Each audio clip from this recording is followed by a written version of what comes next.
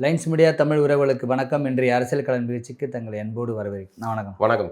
அந்த பரிதாபங்கள் கோபி சுதாகர் அவர்கள் எப்போவுமே ஏதாவது ஒரு விஷயத்தை குறித்து யாருடைய மனதும் புண்படாத அளவுக்கு ஒரு வீடியோ ஒன்று போடுவாங்க. இப்போ நேற்று ஆடி மாத பாவங்கள் அப்படின்னு சொல்லிட்டு ஒரு வீடியோ ஒன்று போட்டிருந்தாங்க. அதில் ஒரு குறிப்பிட்ட பகுதியை அவங்க டெலீட் பண்ணிட்டாங்க. என்ன அப்படின்னா, அந்த எம்எல்ஏவுடைய மகனை விமர்சிக்கிற அளவுக்கு இருக்குது அப்படின்னு சொல்லிட்டு டெலீட் பண்ணிட்டாங்க. இது சமூக வலைதளத்தில் நிறைய பேர் ஏன் நீங்கள் டெலீட் பண்ணீங்க அப்படின்னு நிறைய பேர் அதை கேட்குறாங்க. இது எப்படின்னு எடுத்துக்கிறது? இல்லை, முதல்ல நம்ம பரிதாபங்கள் கோபி சுதாகர் பரிதாபங்கள் அந்த பகுதி அது ஒரு நல்ல சமூக அரசியலை பேசக்கூடியதாகவும் இருக்கும். ஆரம்பத்தில் அவர்களுடைய காணொலியெல்லாம் பார்த்தீங்கன்னா அரசியல் விமர்சனங்கள், நேரடி அட்டாக்கு, ஸ்டாலின்லாம் வச்சு செஞ்சுருப்பாங்க, சீமானை அப்படி இப்படின்னு எல்லாருமே, வைகோ எல்லாருமே பண்ணாங்க. அப்போ ஒரு ஃப்ரெஷ்ஷாக ஒரு சேனலை கட்டமைக்கிற ஒரு பீரியடு புதுசாக இருந்தது. அப்போ எல்லாரும் பயங்கர வைரல் ஆச்சு. நான் அதை கூட பாராட்டி எழுதியிருக்கப்போ அது அன்றைக்கு இருந்தது. அதுக்கப்புறம் பின்னாடி கொஞ்சம் வளர்ந்த பிறகு நமக்கு ஒரு நெருக்கடி வரும்ல, கூப்பிட்டு என்னப்பா தம்பி உடம்பு சரி நல்லா இருக்கா அப்படின்னு கேட்பாங்கல்ல, அந்த மாதிரி கேட்டிருப்பாங்க போல இருக்கு. அதுக்கப்புறம் இவங்க அரசியலுக்குள்ளது பெருசாக கொஞ்சம் குறைச்சிட்டாங்க. கொஞ்சம் அப்படியே குறைச்சிட்டு பரிதாபங்கள் அப்படின்னு ஒரு காமனான ஒவ்வொரு பாவங்கள் அப்படின்னு பண்ண ஆரம்பிச்சாங்க. இப்போ அதுக்கப்புறம் இடையில இந்த கவின் படுகொலையை ஒட்டி அவர்கள் செய்த அந்த காணொலி பரவலாக பயங்கர வைரலாச்சு, எல்லாராலையும் பாராட்டப்பட்டது. அது ஒரு நல்ல ஒரு ஸ்டாண்டு. ஆமாம், நான் இந்த இடத்துல இந்த நிலையில் நிற்கிறேன், இந்த நடுநிலைங்கிற இல்லை அப்படி கிடையாது, நான் இந்த இடத்துல அவன் பாதிக்கப்பட்டிருக்கான், நான் அவன் பக்கத்தில் நிற்கிறேன் அப்படிங்கிற அடிப்படையில் ஒரு காணொலி போட்டாங்க. அவர் அனைவராலும் பாராட்டப்பட்டது. இப்போ இந்த காணொலி வாரத்தில் அது ஆடி மாத பாவங்கள் தான். அதில் நிறைய ஃபன்னான நகைச்சுவையான விஷயங்கள் எப்படி ஆடி மாதத்தில் நடக்குது அப்படின்ட்டு அதை பண்ணியிருக்காங்க. அதில் ஊடையில் ஒரு 10 செகண்ட் 20 செகண்டு அவ்வளோதான்.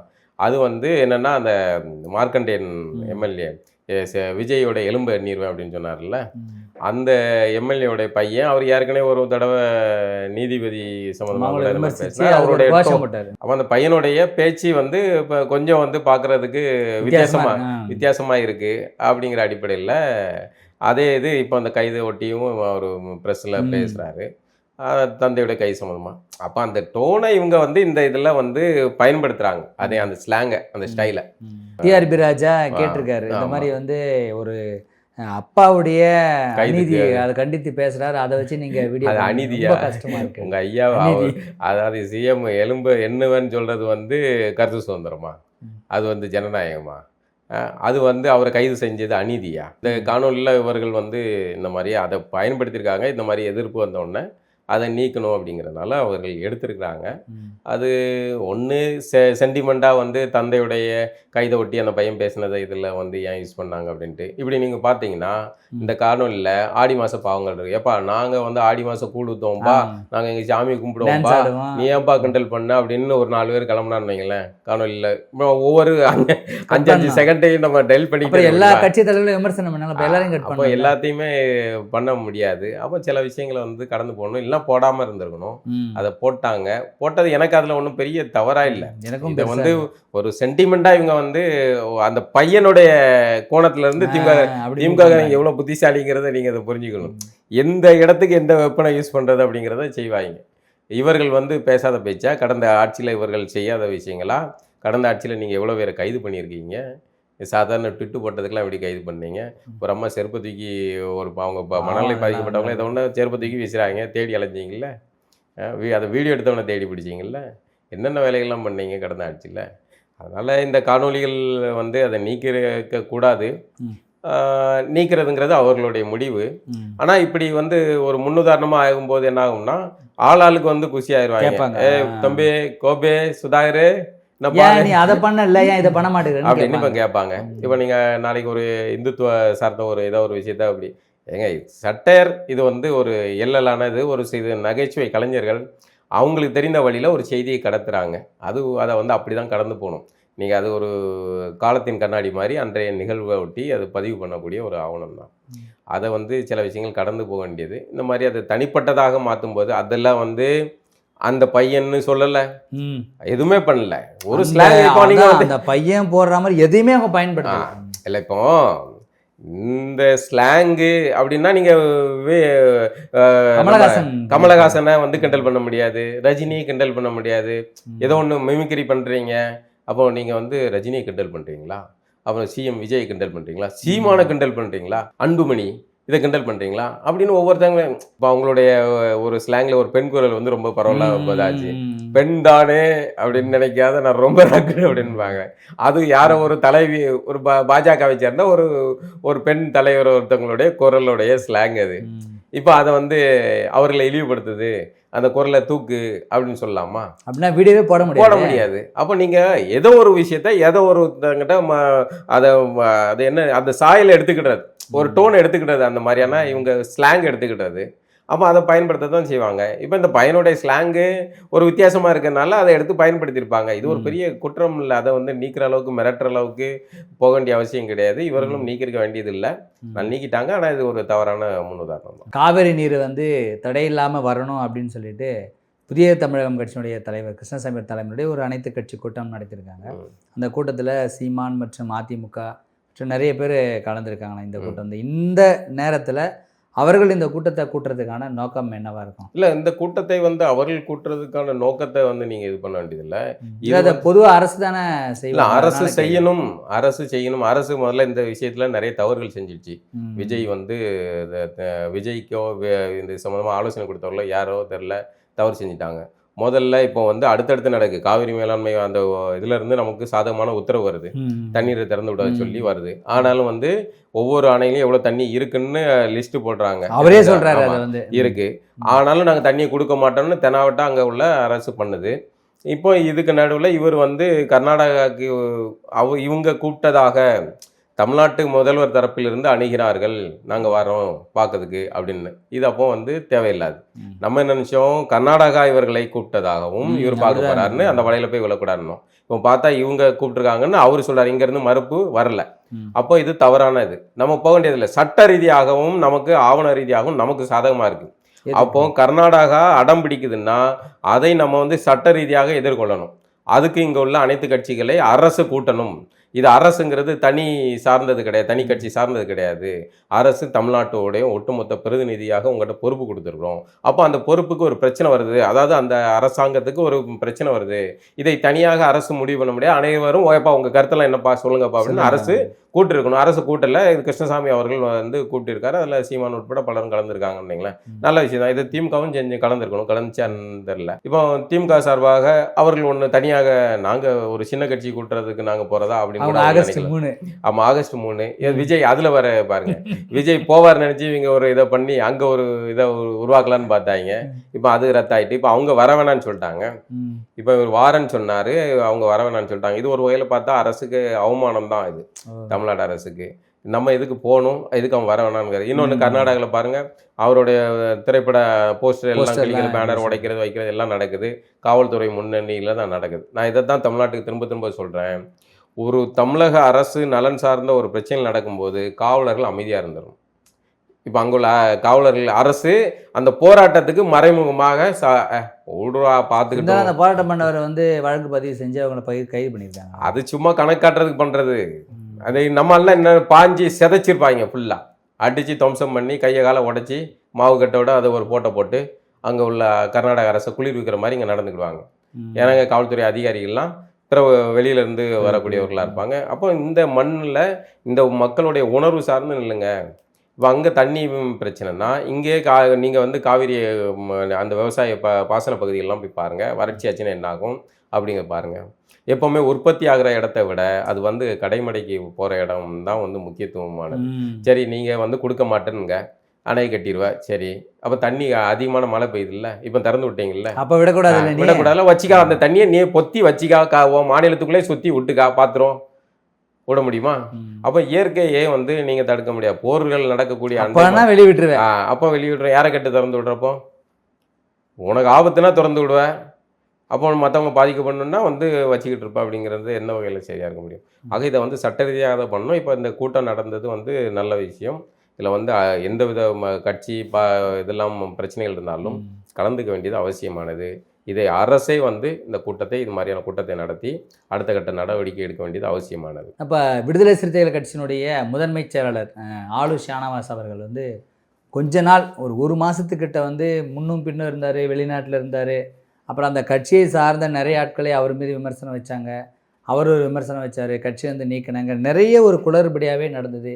இப்போ கூட சமீபத்தில் ஒரு பெண் வந்து சமூக வலைதளத்தில் எழுதியிருக்காங்க, எத்தனை சேரிகளில் உங்களுடைய கால் பாதம் பட்டிருக்கு அப்படின்றது எழுதி இப்போ சமூக வலைதளத்தில் அப்போ வந்து பரவலாக போயிட்டுருக்கு. அது ஒரு பேசுபொருளாகுது. ஏன் தொடர்ந்து இவ்வளோ பெரிய விமர்சனங்கள் ஆலூர் ஷானவாஸுக்கு வருது? இல்லை ஆலூர் ஷானவாஸ் வேறு ஏதாவது ஒன்று கோணத்தில் அவர் இதை மூவ் பண்ணுறாரு அப்படின்னு நம்ம எடுத்துக்கலாம்? இல்லை, ஆலூர் ஷானவாஸுக்கு முதல்ல இந்த பதவி கொடுத்ததே வந்து ஓவர். அப்படியான ஒரு களப்பணி உழைப்பு இதெல்லாம் அவர் சொல்லிவிடுவார். அவர் ஒரு பத்திரிகையாளராக வந்து எளிதாக அணுக முடிஞ்சதுனால திரும்ப அவர்கிட்ட பண்ணார். அவர் இஸ்லாமியராக இருக்கார். அட்வான்டேஜ். ஆமாம், நம்ம கட்சிக்கு வந்து ஒரு பொது முகத்தை தேவைப்படுது, அப்போ இஸ்லாமியர்கள் ஆதரவை வாங்கணும் அப்படிங்கிற ஒரு அரசியல்வாதியுடைய வாக்கு சதவீத கணக்கு போட்டதன் அடிப்படையில் திரும்ப அவர்கள் ஆலூர் ஷானவாஸை வந்து கூட சேர்த்துக்கிட்டாப்புல. விசிகா பேசக்கூடிய அரசியலுக்கான களத்தில் வேலை பார்த்ததில் என்ன செஞ்சார்? அவர் ஒன்றும் கிடையாது. டக்குன்னு மேலே இருந்தாக்க அதிகார மையத்துக்கு நெருக்கமாக மாறினார். அதனால பதவி பொறுப்பு கொடுத்தாங்க, எம்எல்ஏ ஆக்கிட்டாங்க. இதான் சொல்றதை பார்த்தா திமுக சீட்டு கொடுக்க மாட்டாங்க, அதனால நம்ம இருக்கலான்ற மாதிரி இது. இல்லை, அதுதான் இப்போ என்னன்னா ஆப்போசிட் திமுக கூட்டணிக்குள்ள போயிடுறது, திமுகவுக்கு வேலை பார்க்கறது. இப்போ ரவிக்குமார் எம்எல்ஏ திமுக எம்எல்ஏ தான். சரிதானே? நான் சொல்லலைங்க, அவங்களே தான் அஃபிடவிட்டில் கொடுக்குறாங்க, திமுக எம்எல்ஏ தான். இப்போ அவங்க விசிகள் இருக்கோம், ஆனால் நாங்கள் திமுக எம்எல்ஏ. இந்த மாதிரி இருக்கக்கூடிய ஆட்களில் ஒரு ஆள் தான் ஷானவாஸ். இப்போ இவருக்கு வந்து இந்த தேர்தலில் சீட்டு கொடுப்பாங்கன்னா வாங்குறதே பிச்சு பிச்சு கிச்சி கெஞ்சி வாங்குற சீட்டில் திரும்ப திரும்ப ஒரே ஆளுக்கே கொடுத்தாங்கன்னா மற்றவங்களாம் என்ன பண்ணுறது அப்படிங்கிற அடிப்படையில் திரும்ப வந்து இந்த இடம் கொடுக்கல. இப்போ உடனே அவர் மூஞ்சி தூக்கி வச்சுட்டு கொஞ்ச நாள் வீங்கிட்டு இருந்தார். அதனால் பழையபடி அப்போது இதை வந்து தனக்கான சாதகமான சூழலாக மாற்றுறதுக்கு முயற்சி பண்ணுறார். இப்போ நீங்கள் அவருடைய நேர்காணல் பேட்டிகள்லாம் பார்த்தா ஏதோ ஒரு வகையில் திருமாவை கடுப்பேற்றிட்டு அதெல்லாம் கட்சியை விட்டு நீக்கின உடனே நம்ம டக்குன்னு அந்த இதை பயன்படுத்திட்டு திமுக போய் ஐக்கியமாக கூடாது. ஆமாம், அப்படிங்கிற ஒரு மனநிலையில் இருக்கார். ஆனால் அவர் வந்து திமுகவை தான் ஆதரவாக அதிகமாக பேட்டிலாம் கொடுக்குறாரு அப்படின்னு விசிகாவை சார்ந்த அது மட்டும் இல்லைங்க, திரும்பவே இப்போ திமுக நீங்கள் கீழே இருக்க தலைமையே அப்படி தானே இருந்துச்சு. பிறகு வந்து கீழே இருக்க எம்எல்ஏ மட்டும் எப்படி அவர் மாறிட்டாரு, இவர் மாறல தான். அவர் மாறிட்டாருன்னா அவருக்கு இடத்த மாற்றிருக்காரு, வெளியே புத்தி மாறல. அப்படி அதுவும் திமுக ஆதரவு மணலில் தானே இருக்காரு இன்னும் திரும்ப. அப்படிங்கும்போது நீங்கள் அது எப்படி நட்பு விமர்சனங்கள் வேறையா இருக்கட்டும், தலைமை எப்படி இருக்கோ அதுக்கேற்றாப்புல இவர் இருந்தாருன்னு வைங்களேன். ஆனால் இவர்கிட்ட கொஞ்சம் விசுவாசம் அதிகமாக தான் உண்டு இவர்கள்ட்ட. இந்த பேட்டியிலுமே திமுகவை எந்த இடத்துலையும் விட்டு கொடுக்காம தான் வர. குஜராத் கலவரம் எப்போ நடந்துச்சு? திமுக பாஜக அலைன்ஸில் இருக்கும்போது தான் நடந்துச்சு. நாடாளுமன்றத்தில் இவர்கள் தான் முட்டு கொடுத்தார்கள். அதை நைஸாக அப்படி போகிற போக்கில் வந்து கடந்து போகிறாரு. அதை பாஜக கூட கூட்டணி வைக்கும்போது ஒரு நிபந்தனையின் அடிப்படையில் வச்சாங்களா? என்ன நிபந்தனை வச்சிங்க? என்ன அப்போ தான் நடந்துச்சு. அப்போது அது சாதகமாக இவர் என்னென்னா திமுகவுக்கு போகிறதுன்னு ஒரு முடிவு எடுத்திருக்காரு. அதுக்கான சூழலை அவர் உருவாக்க. இன்னொன்று வன்னியரசு யாருக்கு கிடைக்காத வாய்ப்பு கடைசியாக இவர்கள் கிடைச்சி வன்னியரசு அமைச்சராகி அவர் ஸ்கோர் பண்ணுறாரு. கிடைக்கிற வாய்ப்பை அவர் பயன்படுத்துகிறாரு. இவங்களுக்கெல்லாம் பார்க்கும்போது வந்து ஒரு எரிச்சல் ஆகிறாங்கன்னு நமக்கு தோணுது. அதில் ஷானவாஸ் வந்து விரைவில் வந்து அணி பக்கம் வேற அணி இப்போ என்ன அவர் சொல்ல வர்றாரு? தாவேகா பாஜகவின் கைப்பாவை அப்படின்னு அதுதான் அதோட மெசேஜ். இப்போ அந்த தாவேகா ஆட்சிக்கு முட்டு கொடுக்கறது அல்லது பாதுகாப்பாக அரணாக இருக்கிறது விசிகா திருமா. இப்போ திருமாவும் பாஜகவின் ஆளா? சரிதானே? அப்போ திருமாவுக்கு தெரியலையா தாவேகா விஜய் வந்து பாஜகவின் ஆள் என்பது தெரியலையா? அப்படி இல்லை, அது சரியா தான் இருக்குன்னு தலைவர் இவரு சொல்றாரு. அப்போ இதுக்கு நேர் எதிராக இவர் பேசுறாரு. அப்படின்னா இப்போ என்னன்னா என்ன கட்சி விட்டு அப்புறப்படுத்துங்க, எடுங்க, நீக்கு அப்படின்னு கிட்னியை ஒரு கூப்பிடுறாப்புல. அது திரும்ப வந்து ஒரு இஸ்லாமியர் நம்ம வந்து இது பண்ணக்கூடாது. அதுக்கு முன்னாடி நிறைய காரணிகள் பயணங்கள், வெளிநாட்டு பயணங்கள் அப்படி இப்படின்னு நிறைய விஷயங்கள் இருக்குன்னு வைங்களேன். ஆனால் ஆதவர்ஜனை மட்டும் நீக்கிட்டீங்க, இவர் நீக்க மாட்டேங்கிறீங்க அப்படின்னு கேள்வி வர தெரிஞ்சுன்னா ஆதவர்ஜனா இவ்வளோத்துக்கு உங்களை முதல்வராக்கணும்னு சொன்னதுக்காக நீக்கினீங்க. கூட்டணி கட்சிக்காரங்க மனசு புண்படுதுன்ட்டு நீக்கிட்டீங்க. ஆனால் இவர் பேசுறது உங்களை புண்படுத்துறது பேசுறாரு. உங்களை கிட்டத்தட்ட உங்களை நேரடியாக குற்றச்சாட்டுறாரு. பாஜகவுடைய கைப்பாவை ஆட்சிக்கு வந்து விசிகா திரும்ப ஆதரவு கொடுக்காரு அப்படிங்கிறது அதோடைய பொருள். அப்போ அவரை நீக்காம வச்சிருக்கீங்கன்னா அப்போ வேற வேற காரணங்கள் இருக்கும். இது ஏதோ எப்படியோ இந்த டாம் அண்ட் ஜெர்ரி விளையாட்டு சீக்கிரம் முடிவுக்கு வந்து. அப்போ வந்து விஜயுடைய மகன் அவர் வந்து விஜய் மீது பாசமாக இல்லை. திரைப்படங்களில் கூட அவருடைய பெயரை வச்சு அந்த பையன் நிறைய சீன்லாம் மாறி வரும். அந்த மாதிரிலாம் இருக்கும். விஜயே பிடிக்கல சஞ்சய்க்கு பிடிக்கல விஜய்க்கு, மாற்றி மாற்றி இப்படியான ஒரு மெசேஜ்லாம் இருந்தது. இப்போ அவர் பேட்டி கொடுத்ததுக்கப்புறம் அப்பாவும் பையனும் ஒன்றா இருக்கிற மாதிரி எல்லாரும் நினைக்கிறாங்க. இப்போ நிறைய அந்த வீடியோ வைரலாக நீங்கள் நினைக்கிறீங்க, எல்லாரும் நினைக்கிறாங்கன்னு நீங்கள் நினைக்கிறீங்க. எல்லாரும் நினைக்கிறதா நானும் நினைக்கிறேன், தெரியலண்ணா.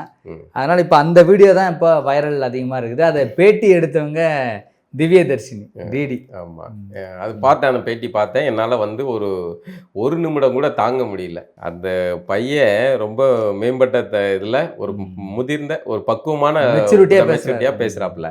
இந்த அம்மா டிடியோடைய பேச்சு, அந்த ஆட்டிடியூடு, அந்த காணொலி, அந்த நேர்காணலை பார்க்க முடியாத அளவுக்கு எரிச்சல் மட்டும். இன்னொன்று இதில் ஒரு விஷயத்தை சொல்லணும்.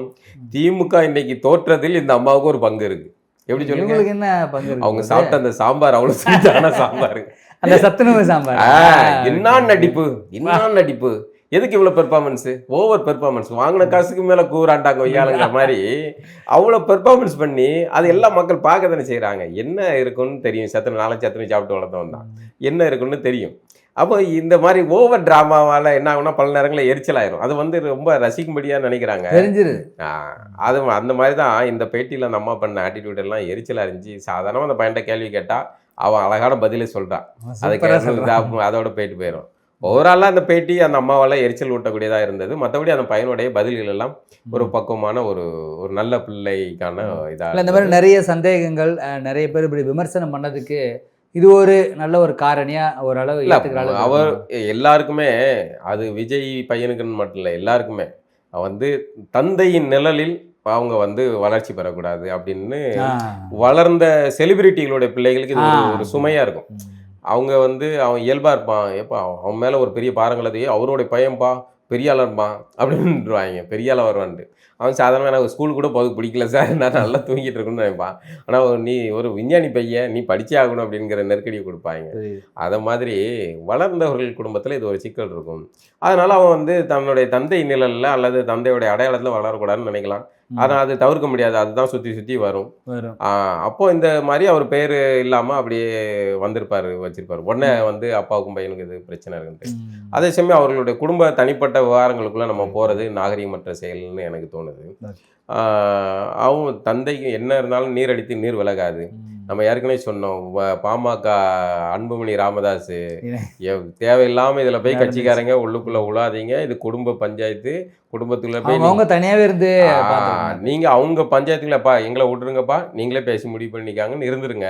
பாருங்கள் இப்போ அவர் இப்போ அருளோடைய நிலைமை என்ன, அருள் கூட இருந்த நின்று மற்ற ஆளுகளுடைய நிலை என்ன, இதில் அடிச்சுக்கிட்டு அங்கேயும் மண்டையை உடச்சிக்கிட்டு இருந்தாங்கல்ல, அவங்களோட நிலைமை என்ன, அன்புமணி கை தான் ஓங்கும் அப்படிங்கிறது தெரியும். அதில் ராமதாஸ் அவர்களுடைய காலம் இறுதி காலம், அவர் நிறைவான காலத்தை நோக்கி இருக்கிறாரு. அடுத்த கட்டமாக இப்போ கட்சியை வழிநடத்த போகிறது அன்புமணி தான். இன்னும் அவரே அதே சொல்லிட்டாரு, நான் ஓய்வு பெறேன், பையன் பார்த்துக்கிடான்ட்டு. இப்போ தனக்கு கூட இருந்து இது பண்ணியிருந்தவங்களுடைய நிலை என்ன?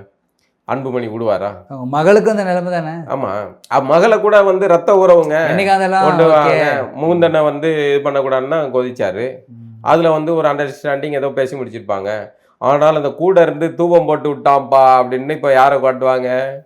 அருளை தான் சொல்லுவாங்க. கூட இருந்து மற்ற இது சண்டை போட்ட பசங்க அவங்கெல்லாம் தான் சிக்குவாங்க. அதனால் இந்த குடும்ப பஞ்சாயத்துக்குள்ளே போய் சிக்கக்கூடாது. இந்த தந்தை பிள்ளைகள் எப்பவும் சேருவாங்க. நாளைக்கே வந்து விஜய் அவங்க மனைவி பிள்ளைகள் எல்லாம் ஒன்று சேர்றதுக்கான சூழல் வரலாம். வந்தால் மகிழ்ச்சி. ஒரு குடும்பம், எந்த குடும்பமும் சரி வந்து பிரிந்து இருப்பதை வந்து நம்மளுடைய மனநிலை வந்து விரும்பாது. அதனால் சேர்ந்தால் மகிழ்ச்சி. ஆனால் வந்து அந்த பையனுடைய இது ஒரு பக்குவமான ஒரு பையன் அப்படிங்கிறது அந்த நேர்காணல் மூலமாக தெரியுது. அந்த பையனுக்கு வாழ்த்துக்கள். மீண்டும் நிகழ்வு சந்திப்போம். நன்றி.